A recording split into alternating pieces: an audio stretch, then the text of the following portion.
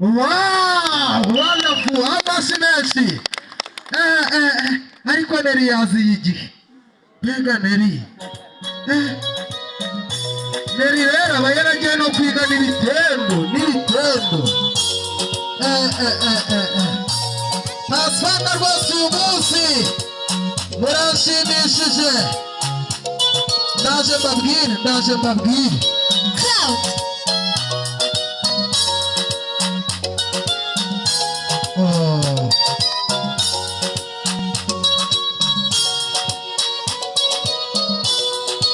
Bose twabasuhuje.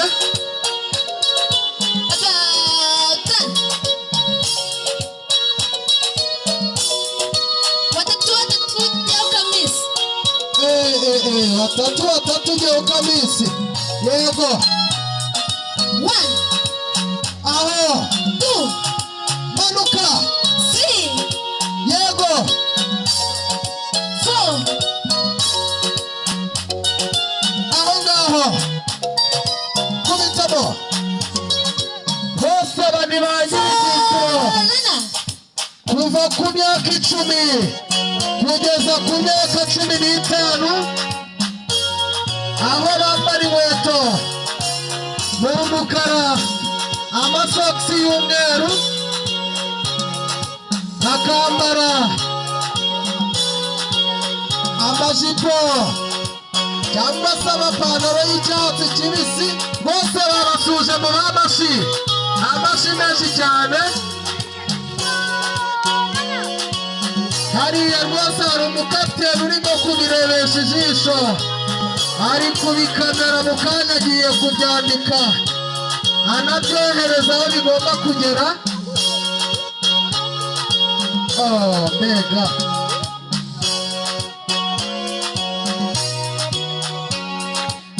bahinduye ingendo. Wow,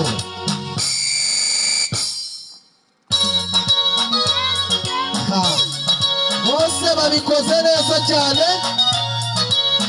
Ubutaha rwose muzabe mwambaye nka Gisele, mwashize amakaruvati y'umutuku, mwese bizaba bisa neza cyane. Bakoze 30.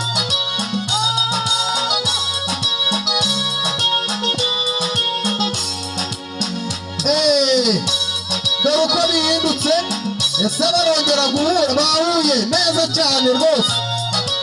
Kariya bakita agakoryo cyangwa se akamanyeri. Change step in rwose neza cyane rwose. Pasifanda ku itoro rya Kabaya, murashoboye kandi murashobotse, mushoboye. Ndabona rwose mu kwezi kwa 8 muri graduation mwese muzaba mwambaye impeta zanyu. Icyo mbasabye mwebwe ni ukudodesha sentire, tuzabashiriraho impeta kuko murazujuje. Bose mu kwezi kwa 8 n'ababyifuza b'ababyeyi bakuru bafite impeta zitandukanye muze guhereje turatangira kwiga. Kandi impeta zose ziri agiye gushimira ababashize kuri cortege ati bose murakoze. Ariko muri jana ukubahana jiya rwose barubahana n'abarabatwaye. Arabatararezwe bakavuze bati wa mwana uradukura aha utujyanye he, ariko bararezwe bati bose turaje. Genda jiya waratsinze pe. Master Guide nabo bitegure. Master Guide bitegure kuko abasaza bite mwendo wa pole. Mwendo wa pole rwose nayikeneye. Mwendo wa pole baje abashefu guide bitegure. Kirazira kikaziririzwa kubona amaklabu yose akabura Master Guide. Mugomba kuza mukurikiye abanyeshuri banyu. Master Guide bose bajya ku mirongo neza. Dore noneho ukuntu byagenze. ambasadazi imbere abafayinazi bakurikiyeho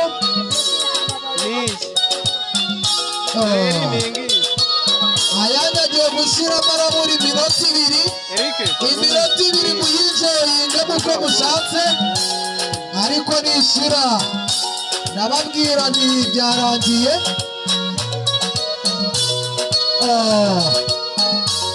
ariko no mu ijoro hazaba gahunda yo kunyuranyuranamo baragenda banyuranyura